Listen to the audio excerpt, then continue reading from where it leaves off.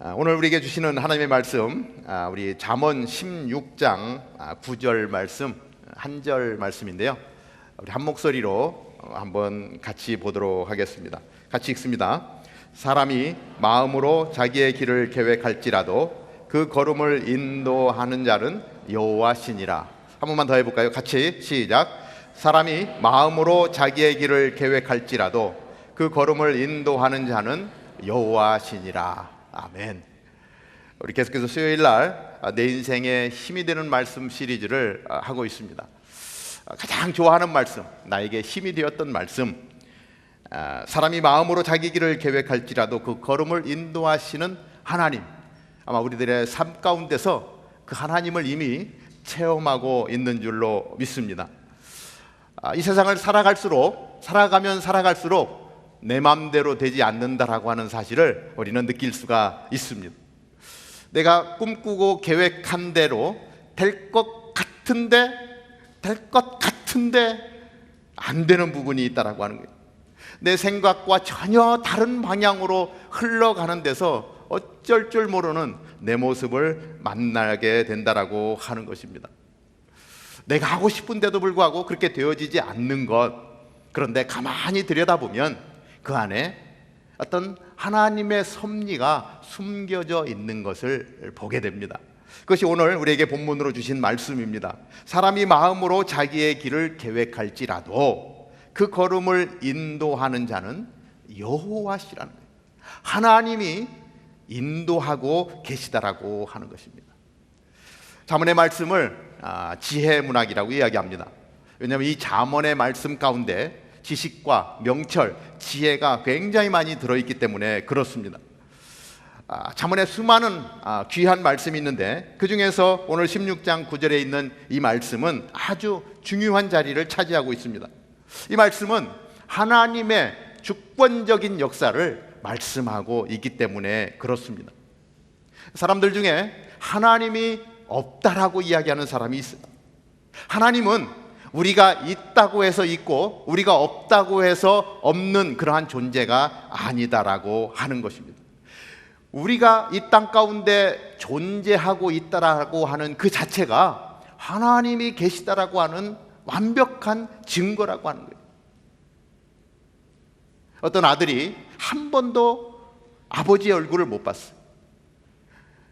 태어나서 한 번도 아버지를 얼굴을 못 봤기 때문에 나에게는 아버지가 없습니다 라고 이야기할 수 있어요.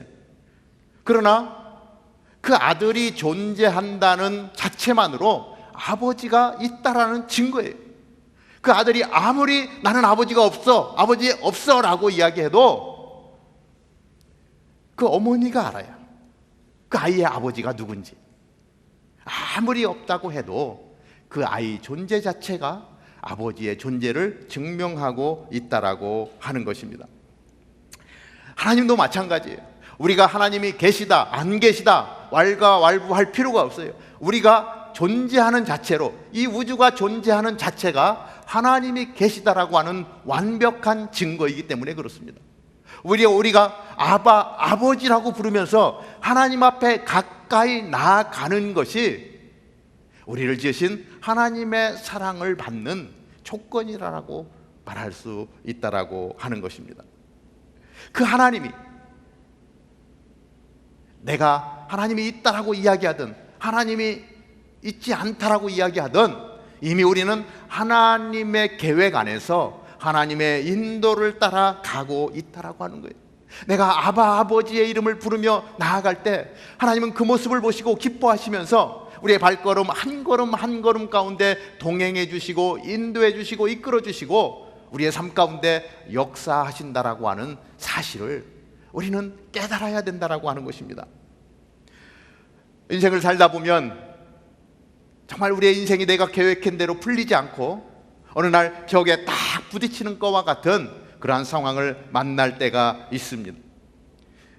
스스로 생각하고 계획하고 꿈꾸는 일이 그냥 벽에 막혀서 아무것도 할 수 없는 그러한 상황 속에 빠질 때 우리는 그러한 때에 절망하거나 낙망하고 그냥 자포자기하는 것이 아니라 그때에 나 자신을 돌아보면서 오히려 나의 인생을 운행해 주시는 하나님을 바라보면서 하나님의 도우심을 구하면서, 하나님, 나에게 어떠한 잘못이 있었습니까? 내가 혹시 실수한 거가 있습니까? 물으면서 하나님 앞에 나아갈 때 하나님은 그 우리 앞에 막혀있는 벽을 허물어 주시고, 하나님은 하나님이 계획하신 그대로 인도해 주신다라고 하는 것입니다. 오늘 본문이 우리에게 하고자 하는 말이 무엇이겠습니까? 너의 인생은 나의 주권 아래 있는 거야 라고 오늘 말씀하고 있습니다. 오늘 말씀을 보면 우리의 인생을 성취하시도록 인도하시는 분이 하나님이시더라고 이렇게 말씀하고 있어요. 9절 말씀이 그렇게 말씀하는데, 사실 16장 1절을 보면 이렇게 비슷한 말씀을 합니다. 마음의 경영은 사람에게 있어도 말의 응답은 여호와께서 나느니라. 사람이 경영하는 것 같지만 그것이 실현되는 것은 하나님이 하신다라고 하는 거예요. 우리는 계획을 세우지만 그러나 그 계획이 이루어지는 데 있어서 하나님의 은혜가 없으면 안 된다라고 하는 것입니다. 아마 제가 몇 번 얘기한 것 같습니다. 아시다시피 저는 시애틀 형제교회 오기 전에 서울의 두란노 서원이라는 곳에서 빛과 소금, 목회와 신학, 예수님이 좋아요, 많은 단행본들을 디자인하는 디자이너로 일을 하고 있었습니다. 저는 잊을 수 없는 곳이 그 두란노 서원에서 제 아내도 만났고 결혼도 했고, 그곳에서 정말 많은 사람들과, 특별히 우리 하영주 목사님과 같이 그 귀한 일들을 감당하면서 목회자들이 제가 만든 그 책을 보면서, 그 선교지 오지에서 그 책을 보면서 이 책 하나로 선교지에서 얼마나 큰 기쁨을 얻었는지 모릅니다라고 인사할 때에 정말 내 안에 기쁨으로 가득했고, 이것이 하나님이 나에게 주신 사명이구나라고 하는 사실을 깨달을 수 있었습니다. 기독교계에 제일 가는 디자이너가 돼야지 다짐을 하고 정말 밤을 새면서 디자인을 하면서 좋은 작품을 만들려고 애를 썼던 그러한 시간들이 있습니다. 그런데 어느 날 한 목사님이 불러서 목사님들이 볼 수 있는 책을 만들어야 되겠다. 빛과 소금, 생명의 삶, 이런 책들은 쭉 만들고 있었는데 다 평신도 대상의 잡지였습니다. 그런데 목사님들이 도움을 받을 수 있는 목사님들 전용 목회와 신학이라고 하는 책을 만들어야 되겠다. 그래서 편집 계획을 세우고 기자들을 채용해서 팀을 만들었습니다. 그리고 창간호부터 이제 만들기 시작해서 목회와 신학을 만들기 시작했습니다. 그런데 디자인을 할 때 사실 이게 원고가 오면 원고를 다 읽습니다. 원고가 그 내용이 다 소화될 때까지, 내가 이해할 때까지 그 내용을 다 읽습니다. 그리고 이 내용이면 이렇게 디자인을 해서 독자들이 볼 수 있도록 해야 되겠구나. 그리고 전체적인 컨셉을 잡고 이제 디테일하게 한 페이지 한 페이지에 사진 캡션은 어떻게 달 것인지, 사진 크기는 어떻게 할 것인지, 제목은 어떻게 할 것인지, 이런 부분들을 이제 상세하게 구체적으로 디자인을 해 나갑니다. 그런데 문제가 생겼어요.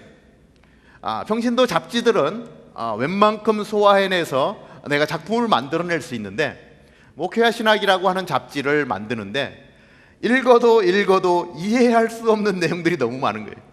이 신학적인 부분들을 구체적으로 다루는데 변증법이 어쩌고 하면서 구체적으로 막 논쟁이 붙고, 그 기사 내용 중에 이런 내용들인데 제가 소화를 해낼 수가 없는 거예요. 소화를 해내야 좋은 작품이 나올 텐데 소화도 안 되니 대략 작품을 만들어내는 그런 상황이었습니다. 그래서 이래서는 안 되겠다. 그래서 이 잡지를 정말 잘 만들기 위해서는 내가 신학을 좀 해야 되겠구나. 그리고 목사님께도 말씀드리고 또 주변에 있는 사람들과 같이 의논하는 가운데 서울장신대에 이제 편입을 해서 신학을 배우기 시작했습니다. 낮에는 일을 하고 밤에는 이제 학교에 가서 신학을 공부하게 되었습니다. 그리고 저는 이 신학을 공부함으로 인해서 더 좋은 잡지를 만들어서 목회 현장에서 또 선교 현장에서 수고하고 애쓰는 우리 목사님들과 선교사님들이 좋은 잡지를 받아보면서 많은 도움을 얻고 목회의 선교에 도움이 되었으면 좋겠다. 이것이 하나님이 나에게 주신 사명이다라고 하는 그 사명을 깨닫고 신학을 공부하게 되었습니다. 어떤 사람들이 묻습니다. 당신 이제 이 일 안 하고 목회하려고 신학교 간 거야? 묻더라고요. 아닙니다. 저는 목회하려는 게 아니라 목사님들을 돕기 위해서 하나님이 나에게 주신 사명이 있는데 그 사명을 이루기 위해서 신학을 하게 되었습니다 라고 말씀을 드렸어요. 그러던 도중에 이제 시간이 갔고 권준 목사님이 시애틀 형제교회에 부임을 오게 되었고, 얼마 안 있어서 시애틀 형제교회에 같이 섬겼으면 좋겠다 이렇게 연락을 받게 되었습니다. 많은 우여곡절 사정이 있었지만 그러나 시애틀 형제교회에 와서 보고 같이 섬겼으면 좋겠다라고는 마음이 있어서 이제 결정을 하고 회사에 사표를 내고 하영주 목사님께도 인사를 드렸습니다. 권준 목사님이 이렇게 오라고 했기 때문에 저는 그저 오면 되는 줄 알았어요. 오면 다 뭐 서류 절차나 이런 것들이 다 진행되어서 잘 마무리가 될 줄 알았어요. 그리고 왔는데 사실 권준 목사님도 학생 시절에 이민을 와서 어떠한 절차들을 밟아야 되는지 그냥 오면 또 여기 교회 안에서 처리하면 되겠지라고 하는 생각이었던 것 같아요. 근데 정작 와서 보니까 비자를 받아야 되고 체류 조건을 맞춰야 되는데 제가 일했던 그 디자인 항목으로는 형제교회에서 일을 할 수가 없는 상황인 거예요. 제가 신학을 한 것도 뭐 그렇게 소문을 내고 한 건 아니어서 권준 목사님도 잘 몰랐던 시절입니다. 그런데 와서 보니까 제가 했던 그걸로는 권준 목사님이 같이 힘을 합치자고 했던 그 부분으로는 이곳에 체류할 수 없는 거라는 거예요. 그런데 제가 목회 신학을 잘 만들겠다고 신학을 했던 그 과정들이 있기 때문에 그 증명서를 떼다가 제출하고 우리 형제교회 전도사로 청빙을 받아서 그 모든 조건들이 해결될 수 있었던 것입니다. 그 사실을 보면서 제가 지금도 그 시절을 생각하면 나는 디자인을 통해서 하나님께 영광을 돌리겠다라고 마음을 먹었었고, 목회와 신학을 잘 만들기 위해서 신학을 해야 되겠다라고 생각을 하고 내 계획을 열심히 성취해 갔는데, 어느 날 미국에 와서 돌아보니 하나님은 미국에 와서 사역할 수 있는 터전을 만들기 위해서 이미 오래전에 그 사역을 준비시켰던 것을 보게 되는 거예요. 그래서 나는 하나님이 이것을 원하는 줄 알았는데 와서 보니까 하나님은 내가 계획한 계획을 이루어 가시는 것이 아니라 하나님은 나를 향한 또 다른 계획을 갖고 있었구나. 그러면서 이랬을 것 같아요. 제가 열심히 목신을 잘 만들기 위해서 신학을 하겠습니다 그리고 공부할 때 하나님이 위에서 딱 보시면서 웃으시면서 야 찬길아, 그거 아니야. 너 그거 아니야. 내 계획은 따로 있단다. 이렇게 말씀하셨을 것 같아요. 내 생각과 하나님의 생각은 달랐다라고 하는 것입니다. 지금 이곳에 와서는 제가 잡지를 디자인하지는 않습니다. 형제교회 와서 많은 이제 디자인 사역들을 했지만 또 저보다 더 실력 있는 우리 김규남 전사님 또 모셔와서 전사님이 지금은 그 일을 감당하고, 저는 잡지 디자인이 아니라 이제는 하나님의 나라를 디자인하고 있다고 생각을 합니다. 잡지를 디자인하는 것보다 훨씬 더 재밌어요. 때로는 사람을 만나는 것 때문에 힘든 부분도 있지만 같이 기도하면서 어려움들을 이겨내고 또 다른 희망 가운데 하나님 앞에 나아가는 그러한 모습들을 보면서 이건 잡지 디자인하는 것보다 훨씬 더 재밌구나.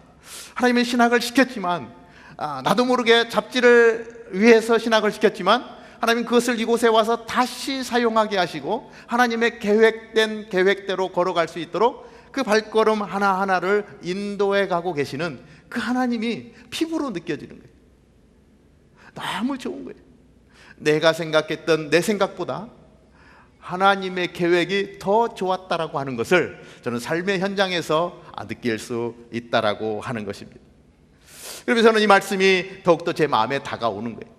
사람이 그 길을 계획할지라도 그 걸음을 인도하시는 분은 하나님이시다. 이것이 비록 저만이겠습니까?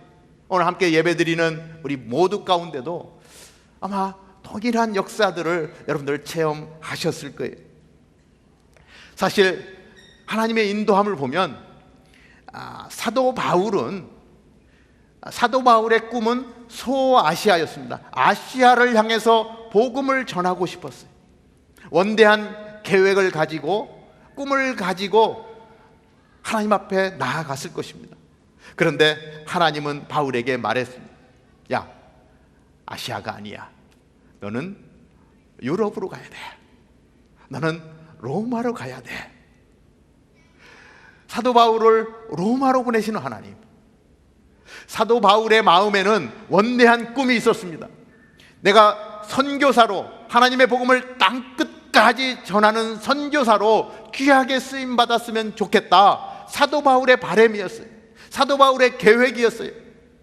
그런데 하나님의 계획은 달랐어요. 선교사? 아니야. 너는 죄수야. 바울의 손에 쇠고랑을 채우고 발에 쇠고랑을 채우고 그 위대한 선교사로 보내는 것이 아니라 죄수로, 감옥으로 그렇게 몰아갔던 하나님. 그러나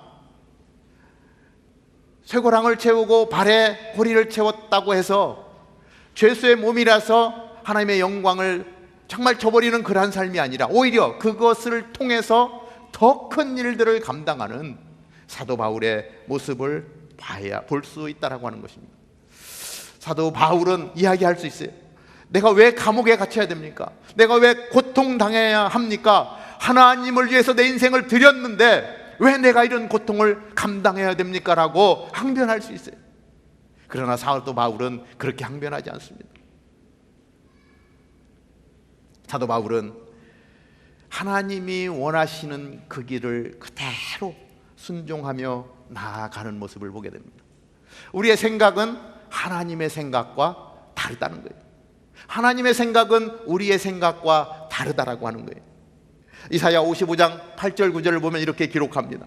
여호와의 말씀에 내 생각은 너희 생각과 다르며 내 길은 너희 길과 달라서 하늘이 땅보다 높음같이 내 길은 너희 길보다 높으며 내 생각은 너희 생각보다 높으니라. 하나님의 생각은 우리의 생각보다 높다는 거예요. 감히 하나님의 그 높이에 우리는 도달할 수 없다라고 하는 거예요. 내가 아무리 최선을 다하려 한다 해도 하나님은 그보다 더 원대한 하나님의 계획으로 우리의 삶 가운데 함께해 준다라고 하는 것입니다. 하나님은 하나님의 방법대로 사도 바울을 그렇게 사용하셨고, 하나님은 하나님의 방법대로 제 인생 가운데도 동일하게 역사하시는 것을 알게 됩니다. 사람을 만물의 영장이라고 이야기합니다. 사람들이 자기 자신이 굉장히 똑똑하다라고 생각해요. 나는 굉장히 지혜롭다라고 생각해요. 그러나 우리 안에는 우리가 알지 못하는 우매함이 있다라고 하는 겁니다. 하나님이 이렇게 말씀합니다. 사람의 행위가 자기 보기에는 모두 깨끗하여도 하나님은 심령을 감찰하시느니라. 우리가 아무리 깨끗하다고 해도 우리의 심령을 감찰하시는 하나님 앞에서 우리는 깨끗한 존재가 될 수 없다라고 하는 것입니다. 우리의 교만이 사라질 때, 내가 똑똑하고 내가 지혜롭고 내가 완벽하다라고 하는 교만이 사라지고 내 안에 겸손함으로, 하나님, 저는 보잘것없는 존재입니다, 저는 아무것도 할 수 없습니다라고 하는 겸손함 가운데 나아갈 때 하나님은 그러한 겸손한 자를 들어서 하나님의 방법대로 사용하시는 줄로 믿습니다. 하나님의 말씀과 하나님의 명령을 거역하고 선악과를 따먹었던 인간이에요. 그 선악과를 따먹고 죄 가운데 빠져서 자기 마음대로 자기가 분별하고 결정하려고 하는 우리 인간들의 모습. 하나님이 뭐라고 하시든지 상관없이 내가 하고 싶은 대로 하는 것이 우리의 모습이라고 하는 것입니다. 내가 하나님이 된 양 내가 모든 것을 하려고 하는 거예요. 하나님은 없다라고 이야기하고 내가 하나님처럼 살아가려고 하는 것이 우리 인간들의 모습이다라고 하는 것입니다. 그러나 우리가 아무리 그런다 할지라도 우리는 하나님의 손아귀에서 벗어날 수 없는 존재고, 선악과를 지으시고 우주를 지으신 하나님의 은혜가 아니면 살 수 없는 존재라고 하는 것입니다. 사람이 자기 길을 계획할지라도 그 걸음을 인도하시는 분은 하나님이신 거예요. 우리 누가복음 12장에 이 비유를 잘 알고 있습니다. 부자가 그 해에 농사가 너무 잘 된 거예요. 너무 많은 소출이 들어오니까 그 모습을 바라보고 이 풍성한 것들을 보면서 창고를 더 지어라, 수없이 많은 창고를 지어서 이 곡식들을 다 쟁겨놓고 이제는 내가 먹고 마시면서 풍류를 누리면서 살아가리라, 그렇게 이야기해요. 그게 우리 인간의 모습이 아니겠습니까? 그런데 하나님은 뭐라고 말씀하십니까? 이 어리석은 자야, 오늘 밤에 내 영혼을 내가 찾으면 네가 예비한 것이 네 것이 되겠느냐. 내가 아무리 계획하고 더 큰 창고를 짓고 누릴 것을 계획할지라도 하나님이 허락하지 않으면 아무것도 아니다라고 하는 거예요. 사람은 이렇게 교만한 거예요. 자기가 가진 것 조금 있다고 그렇게 교만해지는 거예요. 내가 이제는 먹고 마시리라, 누리리라, 내 마음대로 하리라. 그러나 하나님은 다른 생각을 가지고 계시다라고 하는 것입니다. 요셉의 인생을 살펴보면 요셉은 자기가 원치 않는 삶으로 계속 어려운 삶을 살았어요. 형들에게 팔려가는 것입니다. 충성을 다해서 가정을 섬겼는데 누명을 쓰고 감옥에 갇히는 거예요. 내 인생은 왜 이렇게 풀리지 않을까? 나도 좀 잘해보고 싶은데, 꿈을 꾼 사람의 꿈의 이야기를 듣고 소망을 가졌어요. 감옥 안에서 내가 이 꿈을 얘기했으니까, 해석해 줬으니까 당신이 풀려나거든 나를 기억해 주십시오. 그러면서 이제는 감옥에서 풀려나서 자기의 그 지긋지긋한 그 어려움을 다 떨어버리고 새로운 꿈을 가지고 살 수 있는 계획을 자기 나름대로 그려보지만, 감옥을 나간 술 맡은 관원장은 까맣게 잊어버리고 맙니다. 되는 것 하나 없어요. 실패한 인생 같고 되어지지 않는 인생 같은데, 그러나 그 가운데서 요셉이 놓지 않았던 것은 하나님 아버지께서 지금 나의 이런 상황이지만 내 인생을 하나님이 인도해 주실 거야, 끝까지 하나님 앞에 무릎 꿇는 삶으로 나아갈 때 하나님은 요셉의 인생을 멋지게 사용해 주셨다라고 하는 것입니다. 우리 오늘 함께 예배하는 여러분들 가운데 요셉과 같은 분이 계십니까? 우리 가운데 어리석은 부자와 같은 사람이 있습니까? 이제는 나는 먹고 즐기리라, 그동안 열심히 땀 흘렸기 때문에 나 이제 먹고 놀 거야. 아니면 내 인생은 왜 이렇게 되는 것이 없어? 내가 아무리 애를 쓰고 노력해도 도대체 왜 이러는 거야? 더 이상 소망이 없고 좌절되어지고 낭망되어지고 하나님이 없는 것 같이 느껴지는 그러한 상황 속에 있는 분은 안 계십니다.